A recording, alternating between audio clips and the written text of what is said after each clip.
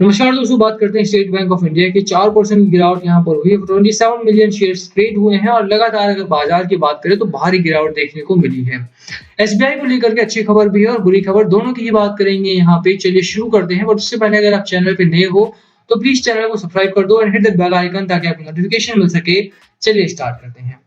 सबसे पहले बात करें बाजार की, तो बाजार में हो गई है भारी गिरावट और गिरावट के पीछे कई सारे कारण अलग-अलग बताए जा रहे हैं। कोविड उनमें से एक बड़ा रीजन बताया जा रहा है। हालाँकि अगर आप कोविड की बात करें तो उसको लेकर के कई चर्चाएँ चल रही हैं। मिंट पर जो खबर छपती है उसमें अलग बात होती है और अगर आप बात करें टीवी मीडिया की तो वो अलग बातें बताते हैं। दोनों की ही चर्चा यहाँ पर करेंगे, बट उससे पहले अगर आप देखेंगे सेंसेक्स 1500 पॉइंट नीचे रहा, निफ्टी बैंक 1350 पॉइंट, निफ्टी 50 में भारी गिरावट हुई, मिड कैप और स्मॉल कैप में भी बराबर की गिरावट यहाँ देखने को मिली है।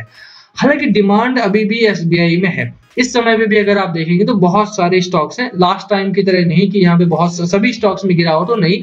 यहाँ पे कुछ स्टॉक्स हैं जो आपको अच्छी तेजी में देखने को मिलेंगे। ये कुछ स्टॉक्स आपको दिखाई देंगे यहाँ पे, बट मैं इनकी बात नहीं कर रहा हूँ। यहाँ पे अच्छे स्टॉक्स भी हैं, जैसे अगर आप ट्राइडेंट वगैरह की बात करो, टाटा टेली सर्विसेज की बात करो, तो ये स्टॉक्स अभी भी अच्छी पोजीशन में देखने को मिल रहे हैं। जो छोटी कंपनीज है, जो स्मॉल कैप है, जो मिड कैप है, वो ऑलरेडी आपको डिस्काउंट पे अवेलेबल है। तो ये मौका खरीदारी का होता है, ना कि बेचने का। तो उसको लेकर के हम यहाँ पर चर्चा करेंगे। सबसे पहले बात करते हैं कोविड की अपडेट को लेकर के। देखिए, इंडियन स्टॉक मार्केट के साथ साथ एशियन मार्केट भी आपके गिरे थे। डर क्या था कि साउथ अफ्रीका में नया कोविड वेरिएंट आया है, that could be more infectious than delta. Delta variant है जो शायद थोड़ा ज्यादा खतरनाक हो सकता है।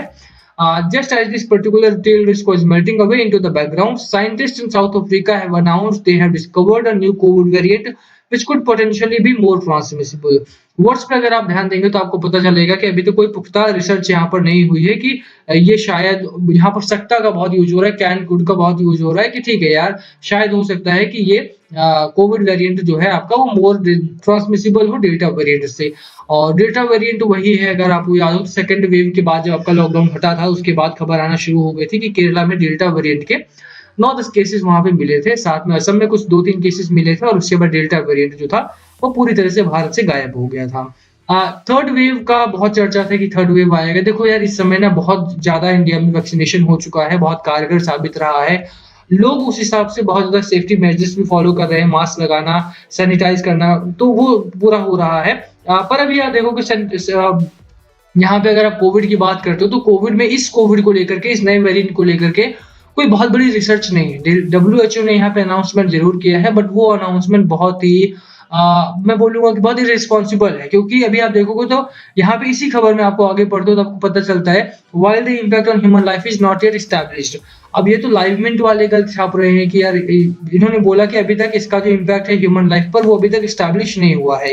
ये हो सकता है कि ज्यादा हार्मफुल हो, ये हो सकता है कि हार्मफुल हो ही ना, ये हो सकता है कि कम हार्मफुल हो। अभी अगर आपने रिसर्च नहीं किया है इसके ऊपर कि ये हार्मफुल है भी या नहीं, तो how can you publish the report, ठीक है। और कैसे साउथ अफ्रीका के साइंटिस्ट ने यहाँ पर बोल दिया। और अगर इसकी वजह से गिरावट हुई है तो भारतीय बाजार पिछले 2 महीने से क्या कर रहे थे? अक्टूबर में लगातार गिरावट हुई, नवंबर की शुरुआत से गिरावट हुई है। इस कोविड का जो डर आपको इस समय दिखाया जा रहा है, साफ है कि वो डर इसी समय बनाया गया है। 2 से 3 दिनों में कोविड की खबर आई है, इससे पहले क्या क्यों हो रही थी गिरावट, है ना? तो आपको कोविड को बहुत ज्यादा तूल नहीं देनी है। गिरावट हो रही है, उसके पीछे का जो बड़ा रीजन है वो है एफआईआई।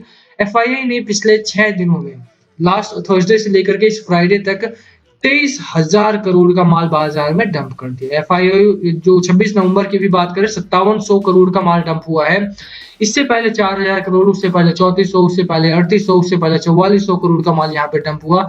लगातार बाजार में डंपिंग जारी है और ऐसे में अगर आप देखोगे तो बाजार बुरी तरह से मुंह के बल आकर के गिरा है।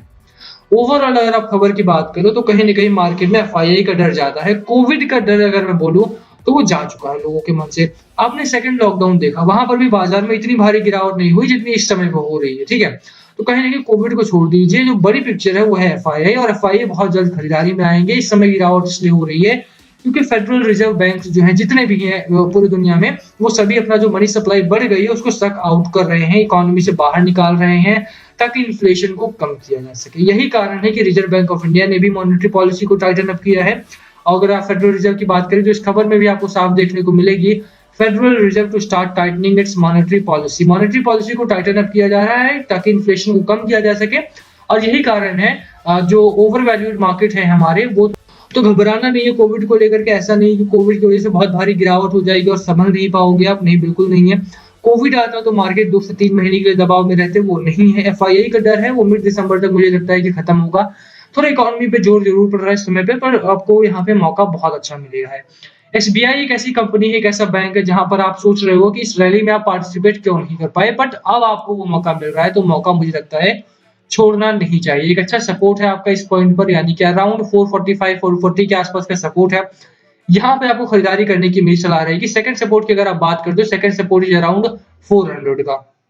दोनों ही सपोर्ट आप लेकर के चलो, यहाँ पे खरीदारी करो, अच्छी खरीदारी करो, यहाँ पे बाय ऑन डिप्स के साथ खरीदारी करके बैठो। कंपनी अच्छी है, स्टॉक अच्छा है और इसीलिए यहाँ पे लगातार गिरावट में भी खरीदारी करने की सलाह यहाँ पर आ रही है। आरएसआई की बात करें, 56 का आरएसआई है। मैकडी आपका न्यूट्रल टू बेरिश मोमेंटम में आ चुका है। शॉर्ट कवरिंग जल्दी देखने को मिलेगी। इतनी भारी गिरावट के बावजूद भी अगर आप देखो तो अभी भी स्टॉक जो है वो 20 डे मूविंग एवरेज के ऊपर बना हुआ है। और क्या चाहिए आपको, है ना। और अगर आप एचडीएफसी सिक्योरिटीज की बात करो तो स्टेट बैंक को लेकर के उन्होंने टारगेट भी रखा है 572 रुपीज के आसपास का। 4 नवंबर की ये रिपोर्ट है, मैं आपको डेट दिखा देता हूँ यहाँ पे। तो ऐसा नहीं कि इन्हें पता नहीं था गिरावट होगी। 4 नवंबर की ये रिपोर्ट है, खरीदारी करने की सलाह थी इनकी और अभी भी ये खरीदारी पर ही अटके हुए। जो लेटेस्ट न्यूज आई है वो अभी भी कह रहे हैं खरीदारी कीजिए। आप देखो ना कि फंडामेंटल्स कैसा है कंपनी का। लोन ग्रोथ आपकी 6.5% की है, होम लोन ग्रोथ आपको 11.5% की मिल रही है, एक्सप्रेस क्रेडिट में 31% ईयर ऑन ईयर ग्रोथ है। तो कहीं ना कहीं आप मानते हो कि मार्केट में ग्रोथ के ऊपर आपको पैसा लगाना चाहिए और एसबीआई में वो ग्रोथ आपको इस समय मिल रही है, उसी ग्रोथ पे आपको बेटिंग करनी चाहिए। ठीक है, बेटिंग करो, पैसा लगाओ, खरीदारी करो। गिरावट के बाजार में डरना बंद करो, पैनिक मत करो। 2 ग्रुप होता है जब गिरावट होती है। पहला ग्रुप होता है कि बेच के निकलो क्योंकि बहुत कैपिटल लॉस हो सकता है, कुछ भी हो सकता है। सेकंड ग्रुप होता है जिसे मौके के तौर पे देखता है। पहला लॉकडाउन हुआ, बाजार नीचे गया, जिन लोगों ने वहां पे खरीदारी की नीचे बाजार पे, वो लोग बहुत अच्छा मुनाफा कमाए। जब रिकवरी आई, लॉकडाउन खोला। आप जानते हो कि आपके पास वैक्सीनेशन है, आप जानते हो कि सरकार तैयार है, इस बार आपने देखा है वो चीजों को, आप झेल सकते हैं। तो कोविड का डर तो यहाँ पे आपको कम से कम नहीं होना चाहिए। ये बाजार है खरीदारी का, खुल के खरीदारी करो, अच्छे स्टॉक्स को खरीदो और होल्ड करो, पोर्टफोलियो में रखो उसे। ये मौका है पैसा बनाने का, पैसा छापने का। ठीक है, बाजार में डर है, इसमें कोई दो राय नहीं है। निफ्टी विक्स 24-25% तेजी में रहा हमारा और इसी डर का मुझे लगता है कि फायदा उठाना चाहिए आपको। थोड़े से फंडामेंटल्स की भी बात कर लेते। देखो, मैं ऐसे नहीं कह रहा हूँ कि किसी भी कंपनी में पैसा लगा दो, थोड़ा सा फंडामेंटल्स को देखो आप। क्वार्टर ऑन क्वार्टर 14% के आसपास का मार्जिन हो चुका है, 4% मार्जिन बढ़ा है, 3-3.5%। नेट प्रॉफिट की बात करें, अच्छी ग्रोथ नेट प्रॉफिट में आपको देखने को मिलती है। एनपीए की बात करें, जो कि बैंकिंग सेक्टर में एनपीए बहुत मायने रखता है, तो नेट एनपीए इस समय कंपनी का है 1.5% का। बहुत अच्छी ग्रोथ है, 1.77 से 1.52% तक आ चुकी है कंपनी। बैंकिंग सेक्टर में एसबीआई लीडर बन चुका है इस समय भी। ग्रॉस एनपीए की बात करें तो 4.9% का है। क्वार्टर ऑन क्वार्टर इसमें भी रिडक्शन ही है यहाँ पे। तो कहीं ना कहीं आप मानोगे कि कंपनी का फंडामेंटल से लेकर के टेक्निकल पैरामीटर और खरीदारी की जो सलाह एचडीएफसी की तरफ से आई है, जो खरीदारी इन्होंने की है, वो काफी बढ़िया है। तो खरीदारी करके चलो, मौका है, अच्छा पैसा आपको यहाँ पे बनेगा। बॉटम आउट होने दो, 400-450 के आसपास आपको खरीदारी करने का मौका मिलेगा। 400 तक गिरावट होती है तो और खरीदारी करो, एवरेज करो।